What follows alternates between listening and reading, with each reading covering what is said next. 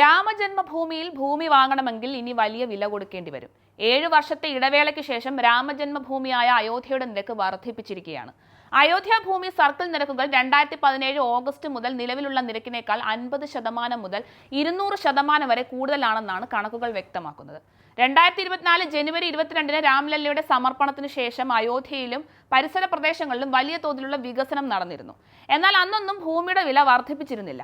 ഇപ്പോഴും വികസനങ്ങൾക്കൊന്നും കുറവില്ലെങ്കിലും 7 വർഷങ്ങൾക്ക് ശേഷം നിരക്ക് വർദ്ധിപ്പിക്കുകയാണ്. രാമക്ഷേത്രത്തിന്റെ ഉദ്ഘാടനത്തിന് മുൻപ് 2022 സർക്കിൾ നിരക്ക് വർദ്ധിപ്പിക്കാൻ ഭരണകൂടം നിർദ്ദേശിച്ചിരുന്നു. എന്നാൽ ആ സമയത്ത് ഇതുണ്ടായിരുന്നില്ല. 2015 ഭേദഗതി വരുത്തിയ ഉത്തർപ്രദേശ് സ്റ്റാമ്പ് നിയമം 1997 പ്രകാരം കഴിയുന്നത്ര എല്ലാ ഓഗസ്റ്റ് മാസത്തിലും 1 ചതുരശ്ര മീറ്ററിന് കാർഷിക അല്ലെങ്കിൽ കാർഷികേതര ഭൂമിയുടെ ഏറ്റവും കുറഞ്ഞ മൂല്യം ജില്ലാ കളക്ടർ നിശ്ചയിക്കുമെന്നാണ് പറഞ്ഞിരിക്കുന്നത്. ഭൂമിയുടെ ഉപയോഗം, ജലസേചന സൗകര്യങ്ങൾ, road, market, bus station, railway station, ഫാക്ടറികൾ, വിദ്യാഭ്യാസ സ്ഥാപനങ്ങൾ, ആശുപത്രികൾ, സർക്കാർ ഓഫീസുകൾ എന്നിവിടങ്ങളിൽ നിന്നുള്ള ദൂരം എന്നിവ പരിഗണിച്ചാണ് വില നിശ്ചയിക്കുക. നഗര, അർദ്ധനഗര അല്ലെങ്കിൽ ഗ്രാമപ്രദേശങ്ങളുടെ സ്ഥാനം, വികസിത പ്രദേശങ്ങളിൽ നിന്നുള്ള ദൂരം പോലെയുള്ള മറ്റ് സാധ്യതകളും പരിഗണിച്ച് ചില മേഖലകളിൽ 200% നിരക്ക് വർധന എന്ന് പ്രചരിപ്പിച്ച പട്ടികയും പുറത്തു വന്നിട്ടുണ്ട്. ഉദാഹരണത്തിന് തിഹുര മഞ്ചയിൽ 2017 ഓഗസ്റ്റ് മുതൽ കൃഷിഭൂമിയുടെ സർക്കിൾ നിരക്ക് ഹെക്ടറിന് 11 ലക്ഷം മുതൽ 23 ലക്ഷം രൂപ വരെയാണ് കണക്കാക്കിയിട്ടുള്ളത്. എന്നാൽ ഇപ്പോഴത്തെ നിരക്കുകൾ ഹെക്ടറിന് 33 ലക്ഷം മുതൽ 69 ലക്ഷം രൂപ വരെയാണ്. ഏകദേശം 1800 ഏക്കറിൽ വ്യാപിച്ചു കിടക്കുന്ന ടൗൺഷിപ്പ് നിർദ്ദേശിച്ച UP ആവാസ് വികാസ് പരിഷത്ത്, ഷാനവാസ്പൂർ മജ്ജ, ബർഹദ മജ്ജ, തിഹുറ മജ്ജ തുടങ്ങിയ ഗ്രാമങ്ങളിൽ ഈ വർഷം മാർച്ച് വരെ 600 ഏക്കറോളം ഏറ്റെടുത്ത് കഴിഞ്ഞിട്ടുമുണ്ട്. ശേഷിക്കുന്ന ഏറ്റെടുക്കൽ നടപടികൾ ഇപ്പോഴും പുരോഗമിക്കുകയാണ്.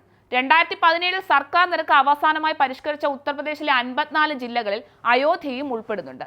21 ജില്ലകളിൽ ഇത് 2023 തന്നെ പരിഷ്കരിച്ചിരുന്നു. അയോധ്യയോട് ചേർന്നുള്ള ജില്ലകളായ ബരാബങ്കി, അംബേദ്കർ നഗർ, ഗോണ്ട, ബസ്തി, സുൽത്താൻപൂർ എന്നിവിടങ്ങളിലും നിരക്കുകൾ പരിഷ്കരിച്ചിട്ടുണ്ട്. സർക്കിൾ നിരക്ക് എന്നത് ജില്ലാ ഭരണകൂടം അതിന്റെ അധികാര പരിധിയിൽ ഭൂമിയുടെ മൂല്യം വിലയിരുത്തിയാണ് നിശ്ചയിക്കുന്നത്. അതിന്റെ അടിസ്ഥാനത്തിലാണ് വിൽപ്പനയ്ക്കോ വാങ്ങലിനോ സ്റ്റാമ്പ് ഡ്യൂട്ടി നിശ്ചയിക്കുന്നത്. അതിന്റെ അടിസ്ഥാനത്തിലാണ് കർഷകർ ഉൾപ്പെടെയുള്ള ഭൂവുടമകളിൽ നിന്നും ഭരണകൂടം സ്വത്ത് ഏറ്റെടുക്കുന്നത്.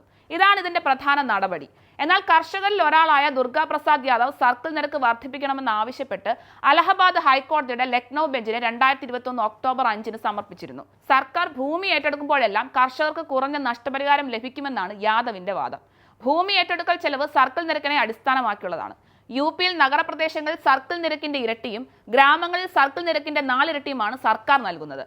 2022-ലും 2023-ലും സർക്കിൾ നിരക്കുകൾ അയോധ്യയിൽ പരിഷ്കരിക്കാൻ നിർദ്ദേശിച്ചെങ്കിലും സർക്കാർ അന്ന് അത് അംഗീകരിച്ചിരുന്നില്ല. സംസ്ഥാനത്തെ 54 ജില്ലകൾ സർക്കിൾ നിരക്കുകൾ 2017 മുതൽ പരിഷ്കരിച്ചിട്ടുമില്ല.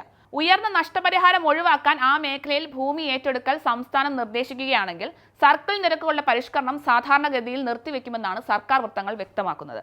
എന്തായാലും വികസന സാധ്യതകൾ മുന്നിൽ കണ്ടുകൊണ്ടുള്ള ഈ പരിഷ്കരണം അയോധ്യയെയും അയോധ്യ നിവാസികളെയും എങ്ങനെയൊക്കെ ബാധിക്കുമെന്ന് കണ്ടു തന്നെ അറിയണം.